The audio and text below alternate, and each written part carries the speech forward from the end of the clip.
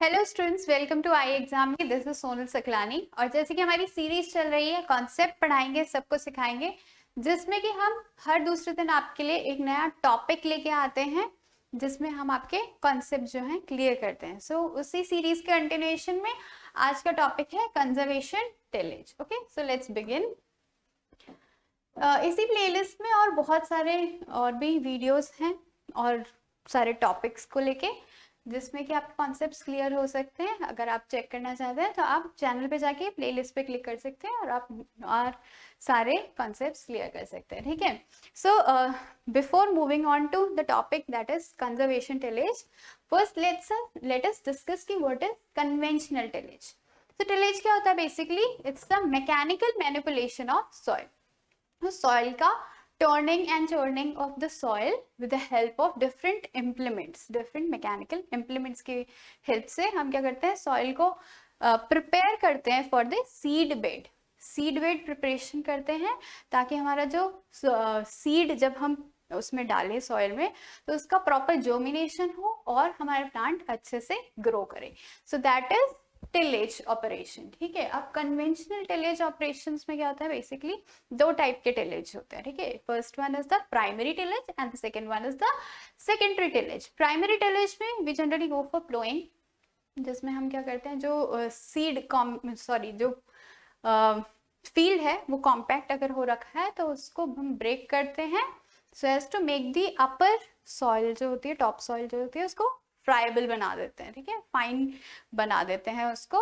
And then we have secondary operations also. उसमें भी हम जो सॉइल है उसको लाइक फर्दर मैनिपुलेट करते हैं, फर्दर उसमें वीडिंग के लिए और सारे ऑपरेशंस के लिए we go for secondary tillage. Now, what is the problem with conventional tillage and why are we moving to conservation tillage? Is that, see, first इसमें problem है soil erosion की। So basically क्या होता है जब we go for conventional tillage operations, तो जो ऊपर की soil है, topmost layer soil है, that is called furrow slice, 15 centimetre तक जो होता है furrow slice होता है, that is suitable for cultivation of crops. That is एक बहुत, हम इसको ब्रेक कर देते हैं तो ये फ्राइबल हो जाता है। ठीक है, बहुत यू कैन से बहुत फाइन हो जाता है। उसकी वजह से क्या होता है, विंड आती है अगर बहुत तेज से तो सॉइल इरोजन के चांसेस होते हैं। Also if there is heavy rainfall तो वाटर के साथ साथ क्या होता है, हमारा जो टॉप मोस्ट सॉइल है that is the most fertile soil, जिनमें हम सारा कल्टिवेशन करते हैं, that is lost. And soil erosion अगर एक बार हो गया तो लैंड वोंट बी कल्टिवेबल। तो इसकी वजह से क्या होता है, कन्वेंशनल टिलेज की वजह से, that is one of the most important problems that we face. Second is the cost of cultivation is increased.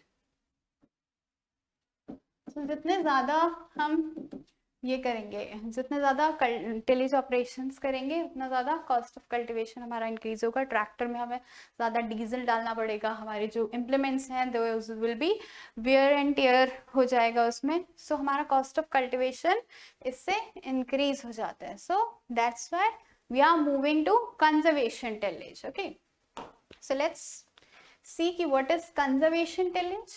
ठीक है, इसमें क्या होता है, a tillage system that conserves the soil. So first it conserves the soil, water and energy resources through the reduction of tillage intensity and retention of crop residue. So क्या होता है कि जितना ज्यादा हम टिलेज ऑपरेशंस करते हैं, basically farmers को लगता है कि जितना ज्यादा टिलेज ऑपरेशंस करेंगे, जितना ज्यादा अच्छा फाइन टिल्थ प्रोवाइड करेंगे मतलब सीड्स को या फिर क्रॉप को, उतना ज्यादा अच्छा कल्टीवेशन होगा। वेयर एज कंजर्वेशन टिलेज बोलता है कि अगर इतना इम्पोर्टेंट नहीं है, so we will minimize these tillage operations. मतलब इतनी बार आपको टिलेज ऑपरेशंस करने की जरूरत नहीं है। ठीक है, we will go for conservation of soil. हम सॉइल को उतना ही कल्टिवेट करेंगे या उतना ही मैनिपुलेट करेंगे, मैकेनिकल मैनिपुलेशन उतना ही करेंगे उसमें जितना रिक्वायर्ड होता है। Also conservation of water and energy resources. So extra energy resources through like tractor जब हम चलाते हैं तो हम उसमें एनर्जी के लिए डालते हैं ना, डीजल वगैरह जब डालते हैं, so those energy resources have to be conserved. Then reduction of tillage intensity and retention of crop residues. Also इसमें क्या करते हैं हम, क्रॉप रेसिड्यू रिटेंशन करते हैं on the soil. So at least 30%, see this is important keyword for this, कि at least 30% of the soil surface is covered with the crop residue or organic residue. तो conservation tillage में this is most important कि at least 30% जो भी हमारा field area है उसका 30% should be covered with crop residue. ठीक है, crop residue या फिर organic residue से covered होना चाहिए. That is conservation tillage. Okay, two advantages and disadvantages of conservation tillage.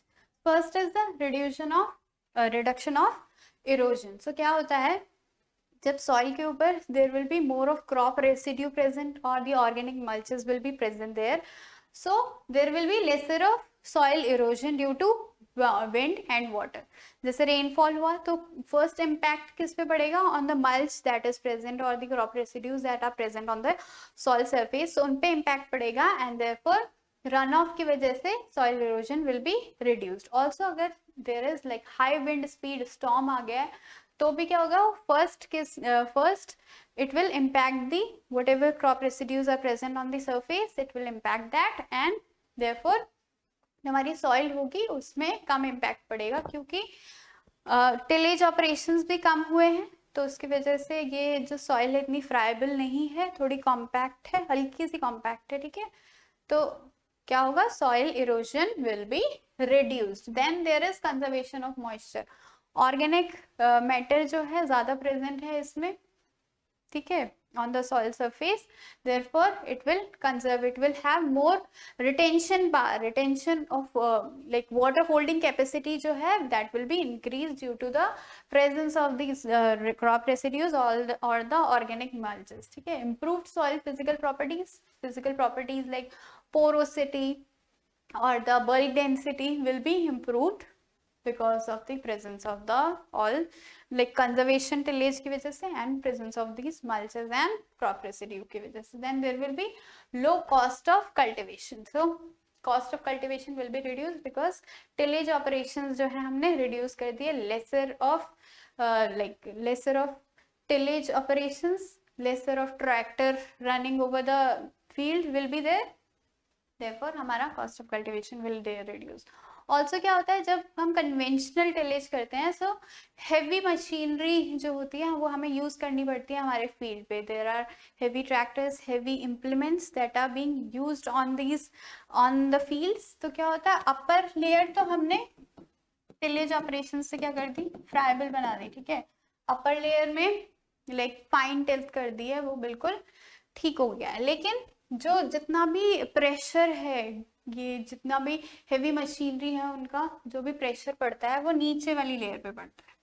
तो ऊपर की जो 15 सेंटीमीटर है या फिर जहाँ तक भी ये फ्लोइंग वगैरह कर रहे हैं, जिस डेप्थ तक कर रहे हैं वहां तक सॉइल के लाइक अच्छे से वो टर्न हो गई है. लेकिन नीचे वाली जो लेयर है उस पे हैवी मशीनरी का सारा प्रेशर पड़ रहा है. इसकी वजह से क्या होती है, ये सॉइल क्या होती है, कॉम्पैक्ट हो जाती है एंड इसको बोलते हैं hard pan. So hard pan is formed. अब if we go for conservation tillage तो हम टिलेज ऑपरेशंस क्योंकि कम कर दे रहे हैं तो ये हार्ड पैन फॉर्मेशन नहीं होगी एंड इसकी वजह से वाटर का पर्कोलेशन विल बी बेटर. सो नीचे वाटर चला जाएगा, जो भी इनफिल्ट्रेट हो रहा है वो उसका percolation will be more. Now what are the disadvantages? Disadvantages क्या होती है, there will be more of weed growth. तो टिलेज करने का एक ये फायदा होता है कि जो भी वीड के सीड्स होते हैं या फिर डिजीज के डिजीज जो भी पैथोजेंस होते हैं उनके स्पोर्स प्रेजेंट होते हैं सॉइल में, those are expose to the sun and ये सारे टिलेज ऑपरेशन करने की वजह से वो सारे डेड हो जाते हैं. अब सिंस हम टिलेज ऑपरेशंस कम कर दे रहे हैं तो उसकी वजह से क्या होता है, all these weed seeds are still present in the ground. Also जब ये वीड्स ग्रो करने लगती हैं तो हम उसमें और कोई लाइक इंटरकल्चरल ऑपरेशंस कर नहीं रहे हैं, उसकी वजह से क्या है, वीड ग्रोथ ज़्यादा होती है. तो हम कंजर्वेशन टिलेज में basically we go for use of herbicides. तो यहाँ पर हम हर्बिसाइड्स, केमिकल स्प्रे ज़्यादा यूज करते हैं। Then it can increase the pest population, क्योंकि जो सॉइल है वहाँ पर एग मास जो होता है इंसेक्ट का वो भी प्रेजेंट होगा, बैक्टीरियल स्पोर्स भी प्रेजेंट होंगे। तो जब हमने सॉइल को एक्सपोज नहीं करा है टू सनलाइट, उसकी वजह से क्या होगी, all these are already present in the soil and वो नेक्स्ट जब हम भी क्रॉप ग्रो करेंगे उनमें pest population will be increased. Now types of conservation tillage. So अलग अलग टाइप के कंजर्वेशन टिलेज क्या क्या होते हैं। First is the minimum tillage.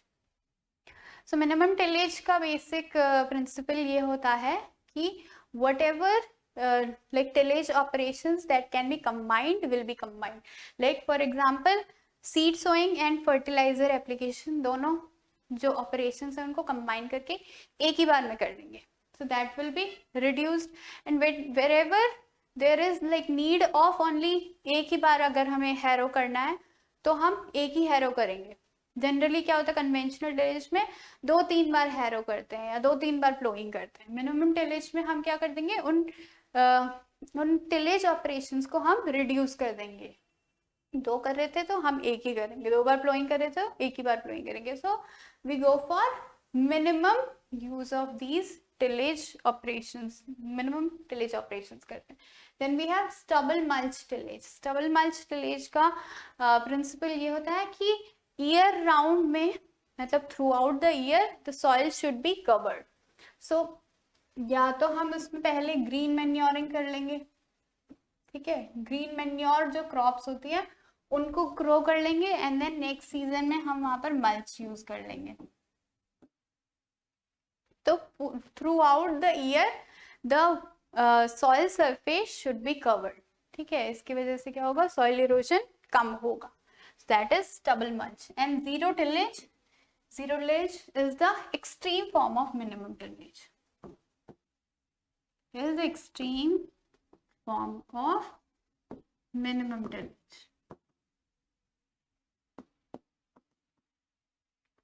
So basically क्या होता है, जो rows जहां पर कि हमें sowing करनी है, only those rows are opened up.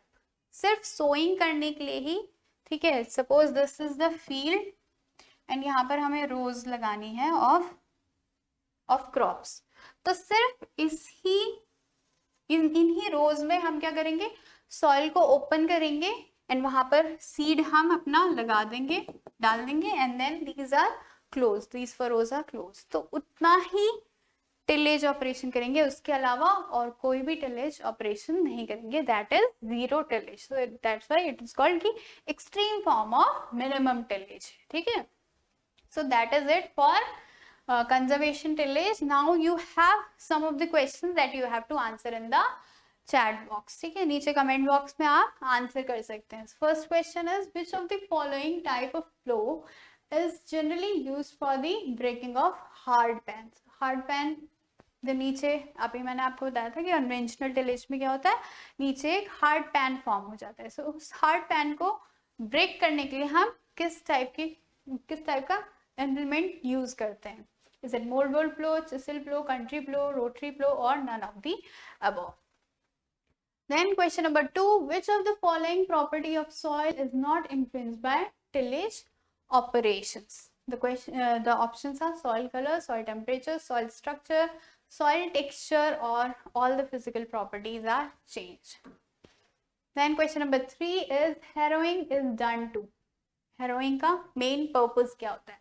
Is it to break the hard pan or to break the clods, to uproot weeds, both A and B or both B and C?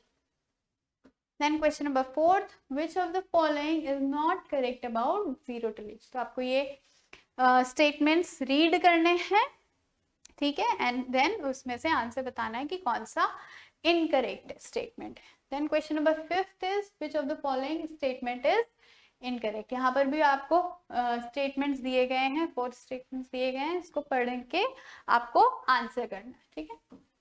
So that is it for today. आगे भी हम ऐसी videos लेके आते रहेंगे. अगर आपको चाहिए कि कोई टॉपिक कवर हो जिसमें हम आपका कॉन्सेप्ट क्लियर कर सके तो आप नीचे कमेंट बॉक्स में उसका आंसर लिख सकते हैं, ठीक है, मतलब उसका नाम लिख सकते हैं, टॉपिक का नाम, ठीक है. बाकी आगे भी आप वीडियोस देखते रहिए। अगर आपको ये वीडियो अच्छा लगा हो तो hit the like button. If you haven't subscribe the channel yet, go and subscribe it. Okay, thank you and have a nice day.